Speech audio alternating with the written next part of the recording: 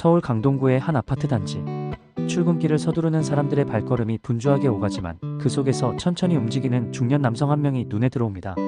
겉보기에는 평범한 일상 같지만 그의 마음속에서는 보이지 않는 싸움이 이어지고 있었습니다. 그 싸움의 이름은 우울증이었습니다. 오늘 우리는 이 문제를 피하지 않고 직면하려 합니다.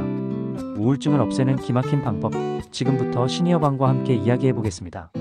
구독 버튼을 눌러주시면 앞으로도 마음을 지켜내고 삶의 질을 높이는 이야기를 놓치지 않고 받아보실 수 있습니다. 한국의 우울증 현황. 보건복지부가 최근 발표한 정신건강실태조사에 따르면 50대 이상 성인의 12%가 확정적으로 우울증 진단을 받은 상태이며 약 20% 이상은 추정치로 잠재적 우울 상태에 있습니다. 특히 하루 24시간 중에서도 새벽 2시에서 4시 사이 증상이 가장 심해지는 것으로 보고되었습니다. 이 시간대는 멜라토닌과 세로토닌의 균형이 흔들리는 시점으로 불안과 절망이 극대화되기 쉽습니다. 하지만 이런 수치 뒤에는 사람들의 눈물과 고통이 숨어 있습니다. 통계가 아닌 실제 개인의 삶 속으로 들어가 보면 우울증이 얼마나 치명적인 영향을 끼치는지 선명히 드러납니다. 실제 사례 김영수 씨. 가명 김영수 씨 55세. 그는 퇴직 이후 생활의 리듬을 잃었습니다. 아침 8시가 넘어도 일어나지 못하고 오후 14시가 되어야 겨우 집 밖을 나섰습니다. 아내와의 대화에서도 무심코 살 이유를 모르겠다라는 말을 내뱉었습니다.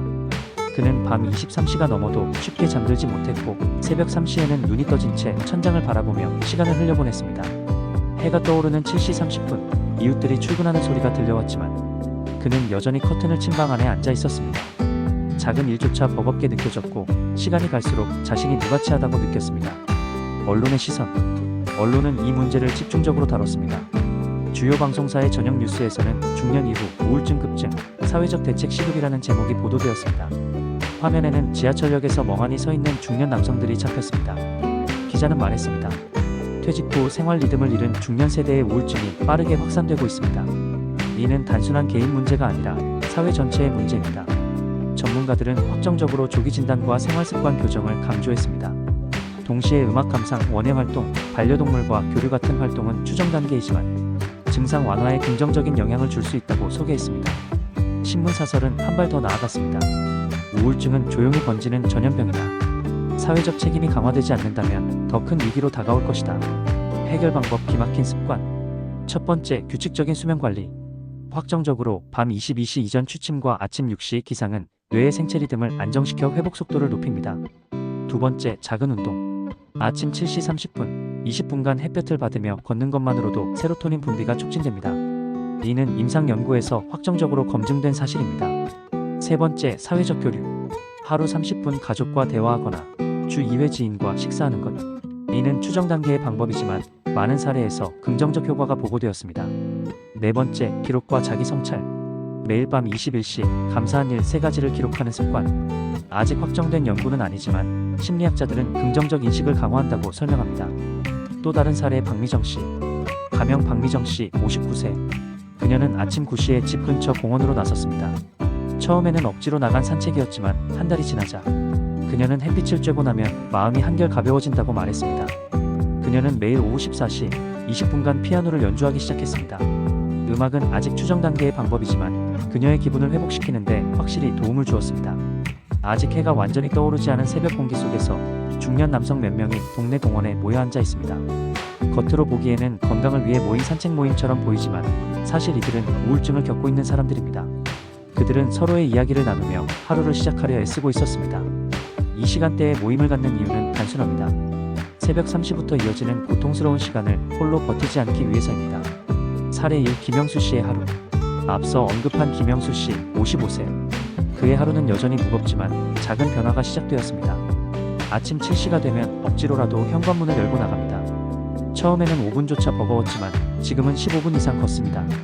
걷는 동안 그는 스스로 다짐합니다. 오늘 하루만 어떻게든 버텨보자. 오후 14시가 되면 그는 지역 도서관에 들릅니다. 책을 읽는 것보다는 단지 의자에 앉아있는 시간이 더 많지만 집안에만 머무르지 않는다는 점이 중요했습니다. 저녁 19시에는 가족과 함께 식탁에 앉습니다. 대화는 길지 않지만 아내와 아들이 그의 말을 들어준다는 사실만으로 위로가 됩니다. 이렇게 24시간의 흐름 속에서 그는 조금씩 다시 살아가고 있었습니다. 사례 2. 박미정 씨의 변화. 박미정 씨 59세. 그녀는 퇴직 후 1년간 깊은 우울증에 시달렸습니다. 하지만 아침 9시에 공원을 걷는 습관을 들이면서부터 달라졌습니다. 그녀는 작은 노트를 들고 다니며 본인이 본 풍경을 적기 시작했습니다. 오늘은 까치가 3번 울었다. 오전 9시 30분 아이들이 등교하며 웃고 지나갔다. 이 기록은 단순한 일기였지만 그녀의 삶을 지탱하는 힘이 되었습니다. 저녁 21시가 되면 그녀는 그날 적었던 메모를 다시 읽으며 스스로를 다독였습니다. 확정적으로 기록하는 습관은 자기 성찰을 가능하게 만들었습니다. 언론 보도 사회적 그림자. 주요 언론은 최근 잇따라 중년 우울증 문제를 보도했습니다. 한 신문은 일면 기사에서 이렇게 썼습니다. 퇴직 후 5년 이내 중년 남성의 자살 위험이 일반 인구의 2배 이상. 또 다른 방송에서는 새벽 4시에 홀로 깨어있는 사람들의 모습을 조명했습니다. 카메라는 한 여성의 방안을 비췄습니다.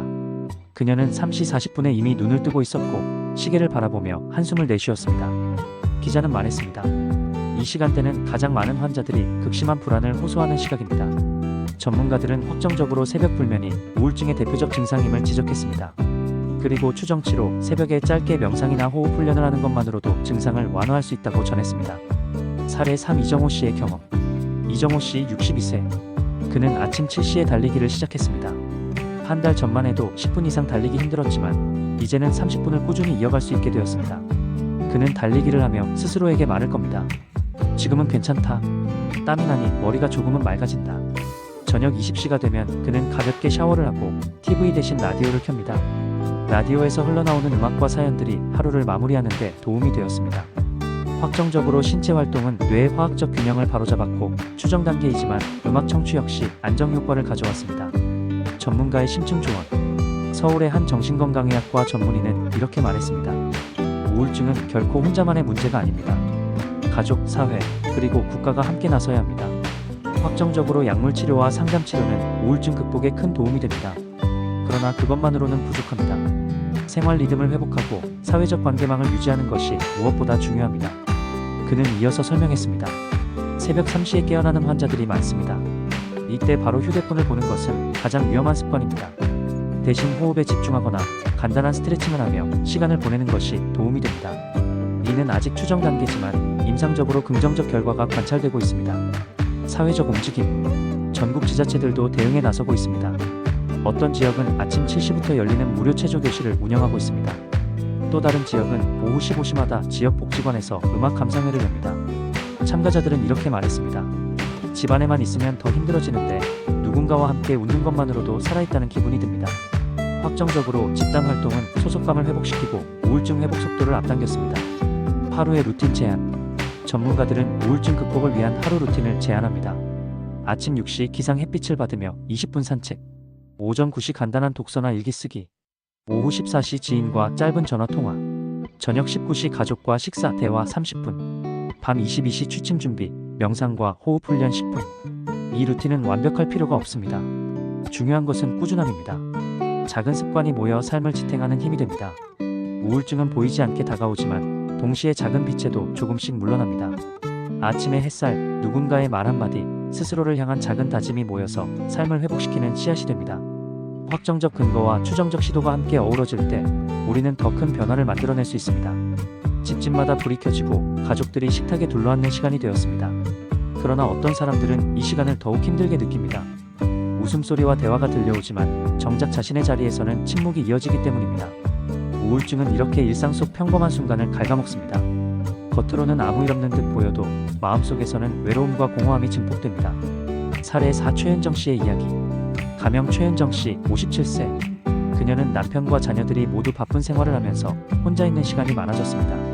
오후 15시 이후가 되면 마음이 무겁게 가라앉았고 저녁 20시에는 눈물이 터져나오곤 했습니다. 하지만 그녀는 작은 습관을 만들었습니다.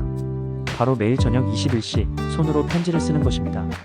그 편지는 가족에게 전하지 않는 글이었지만 쓰는 과정에서 감정이 정리되었습니다. 확정적으로 글쓰기와 자기 표현은 우울증 회복에 도움을 줍니다. 심리 상담에서도 감정 일기는 널리 권장되는 방법입니다. 아직 추정 단계지만 종이에 손으로 쓰는 행위 자체가 뇌의 긴장을 완화한다는 연구 결과도 있습니다. 사례 5. 정민호 씨의 회복. 가명 정민호 씨 61세. 그는 은퇴 후 삶의 의미를 잃고 하루 대부분을 TV 앞에서 보냈습니다. 그러나 7시 30분 동네 주민들과 함께 걷기 모임에 참여하면서 변화가 시작되었습니다. 처음에는 말없이 뒤따라 걷기만 했지만 한 달이 지나자 대화를 나누기 시작했습니다. 어제는 잠을 좀 잤습니다. 무릎이 아프지만 그래도 걸으니 덜 힘듭니다. 그의 짧은 대화는 하루를 버티는 힘이 되었습니다. 확정적으로 사회적 교류는 우울증 회복의 중요한 요소입니다. 추정 단계이지만 같은 문제를 공유하는 사람들과의 연대감은 특히 강력한 효과를 냅니다. 전문가의 조언 시간 관리. 정신건강 전문가들은 하루 24시간을 어떻게 보내느냐가 우울증 회복에 큰 차이를 만든다고 말합니다. 아침 6시 기상 햇빛을 보며 하루를 시작하는 것이 확정적으로 세로토닌 분비를 자극합니다. 오전 10시 활동 산책, 독서, 간단한 대화 같은 낮 활동은 추정치지만 기분을 상승시키는 데 효과적입니다. 오후 14시 교류 지인과 짧은 통화나 모임은 고립감을 줄여줍니다. 저녁 19시 가족 대화 확정적으로 가까운 이들과 나누는 대화는 뇌의 안정 호르몬을 증가시킵니다. 밤 22시 취침 준비 명상, 호흡 훈련, 감사일기 작성은 추정 단계이지만 수면 질을 높이는 데 도움이 됩니다.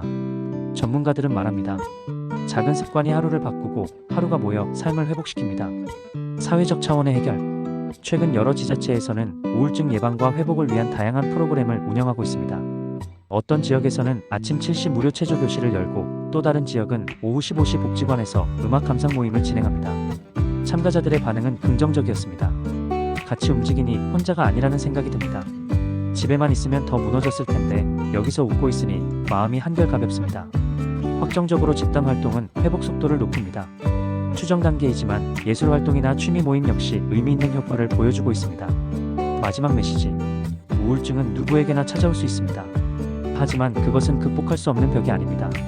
아침의 햇살, 누군가의 말 한마디, 스스로를 향한 작은 다짐. 이 모든 것이 모여서 어둠을 밀어내는 힘이 됩니다.